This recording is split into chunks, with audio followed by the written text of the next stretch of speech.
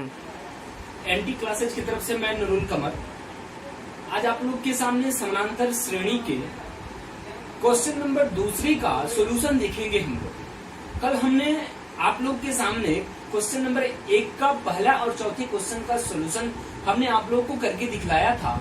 आज मैं आगे आप लोग को सोल्व करके दिखलाऊंगा कि हमें उसे सोल्व करने में आसानी कैसे। तो दूसरा क्वेश्चन था बाबू 5.3 में दूसरा का पहला क्वेश्चन क्या था। दूसरा का पहला क्वेश्चन था कि दिया हुआ है कि नीचे दिए हुए योगफलों को ज्ञात कीजिए। यानी कुछ योगफल दिए गए हैं। जैसे दूसरा का पहले में दिया हुआ है 7 प्लस 10 पूर्णांक 1/2 प्लस 14 फिर plus dash dash dash plus 84 दिया हुआ है। यानी ये एक तरह का एपी है। एक एपी है जिसमें प्रथम पद से स्टार्ट है और यह अंतिम पद तक है, बीच के कुछ पद गायब है। तो हमें इस एपी का योग ज्ञात करना है। तो चूंकि हम जानते हैं कि जब एपी है तो यहाँ पे ए बराबर यानी प्रथम पद आपका क्या है बाबू 7 है। जब प्रथम पद 7 है तो यहाँ पे हम डी निकाल लेंगे। चूंकि डी क्या कर लेंगे 10 पूर्णांक 1/2 माइनस 7 कर लेंगे। यानी 10 दूना 20 21/2 माइनस 7। अब चूंकि इसका एलसीएम क्या हो जाएगा 2 हो जाएगा।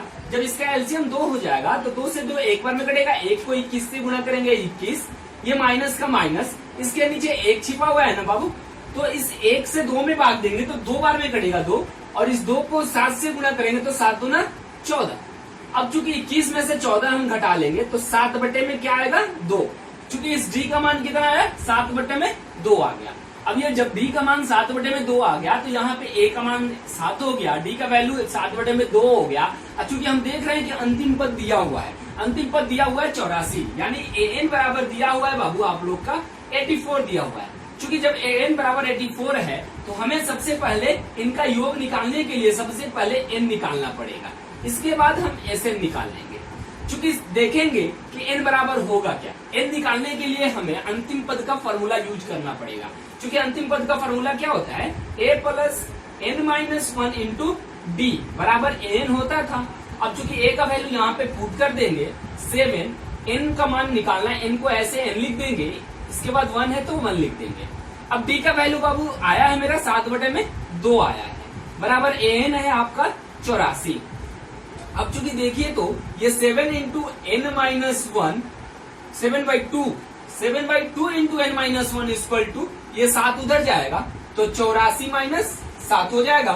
अब चूंकि देखेंगे तो 7 बटा में 2 into n minus 1 equal to 77 हो गया। अब क्रॉस मल्टीप्लीकेशन कर लेंगे तो n माइनस 1 इक्वल टू 77 गुणे 2 बटा में 7। ये 7 से 11 बार में कट जाएगा यानी n माइनस 1 इक्वल टू हो गया आपका 22 हो गया। अब चूंकि यहाँ पे n बराबर क्या हो गया, एक इधर देख रहे हैं कि माइनस में है, ये बराबर के उस साइड में जाएगा तो प्लस में हो जाएगा यानी 22 प्लस 1 ये कितना हो गया 23। यानी इसमें पदों की संख्या कितनी है 23 है।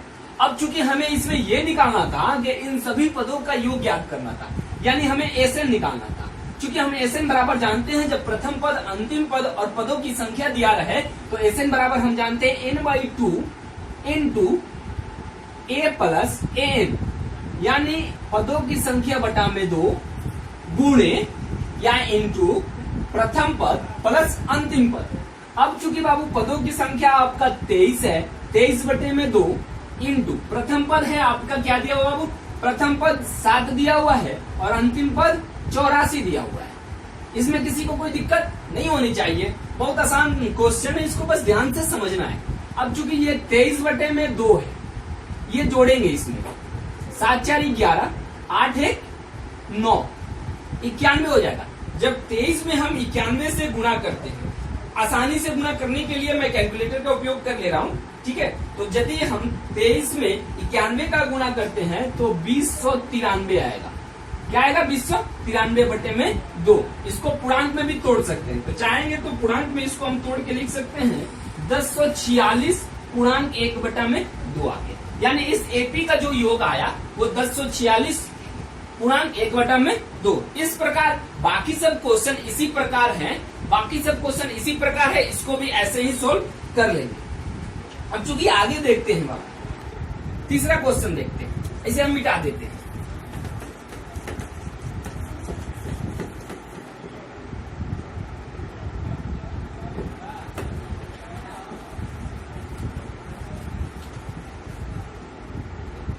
तीसरा क्वेश्चन क्या है?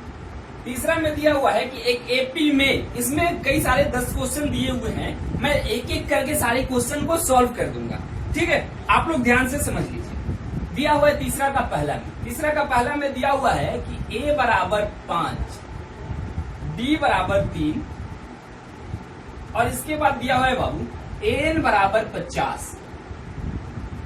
पूछ क्या रहा है? n का वैल्यू और Sn का वैल्यू।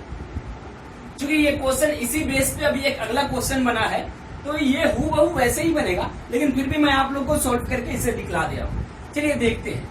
चूंकि हमें सबसे पहले n निकालना है, तो अंतिम पद वाले फॉर्मूले का प्रयोग करना पड़ेगा। हम जानते हैं कि a plus n minus 1 into D बराबर n होता था या होता है।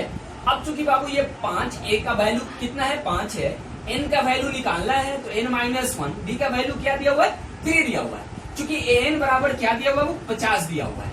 अब ये 5 को बराबर के उस साइड ले जाएंगे, तो n माइनस 1 यानी 3 into n minus 1 equal to 45। 50 में से 5 घटाएंगे तो 45 आएगा, यानी n माइनस 1 इक्वल टू 45 बटे में 3 15 45 हो गया, यानी n माइनस 1 इक्वल टू कितना है बाबू? 15 आ गया।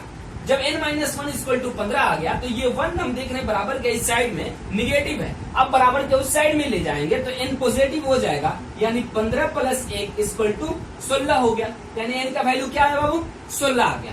अब चूंकि जब n का वैल्यू 16 आ गया, तो अभी हमें Sn निकालना है। Sn बराबर हम फॉर्मूला जानते हैं कि n/2 into a plus an, यानी पदों की संख्या बटा में 2 इंटू प्रथम पद प्लस अंतिम पद। ये कब होगा? जब अंतिम पद, प्रथम पद और पदों का संख्या दिया है।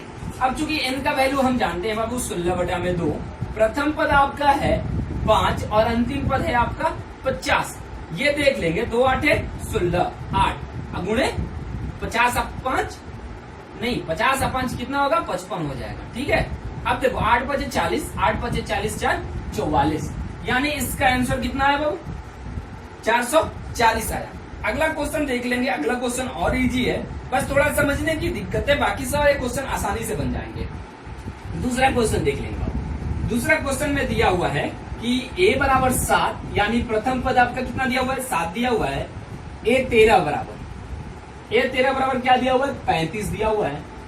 इसके बाद बोल रहा है कि d और s 17 का मान निकालते हैं। d का वैल्यू पूछ रहा है और s 13 का वैल्यू पूछ रहा है, यानी 13वां पदों तक का योग पूछ रहा है। ये क्या पूछ रहा है? 13वां पदों तक का योग पूछ रहा है। अब चूंकि हम जानते हैं कि a 13 को हम लोग लिख सकते हैं a प्लस 12d, लिख सकते हैं।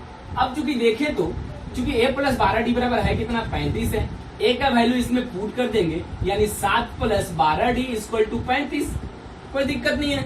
अब चूंकि ये 12d, ये 7 उस साइड जाएगा, तो 35 माइनस 7 हो जाएगा कि नहीं हो जाएगा? हो जाएगा। अब चूंकि 35 में से 7 घटाएंगे क्या आएगा? अब देखिए करके, अब चूंकि देखेंगे तो 12d बराबर 15 में से 7 गया 8 और ये हो गया आपका 2, यानी d का जो वैल्यू आया ये 28 बटा में 12 आ गया। कितना आ गया? 28 बटा में 12। ये 12 4 7 28, यानी d का वैल्यू 7 बटा में 3 आ गया। अब चूंकि पूछ रहा है कि S13 का वैल्यू निकालिए।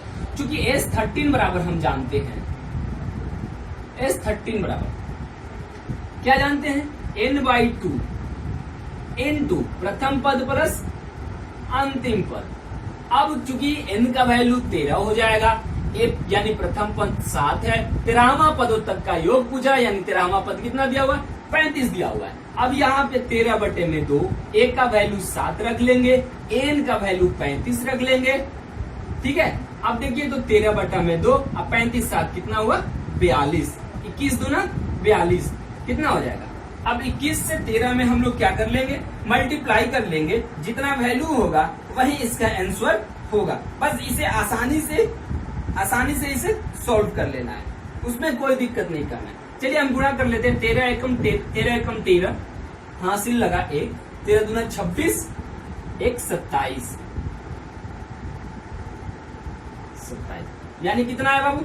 273 आ गया। कितना आया? 273। किसी को कोई प्रॉब्लम है तो बोले।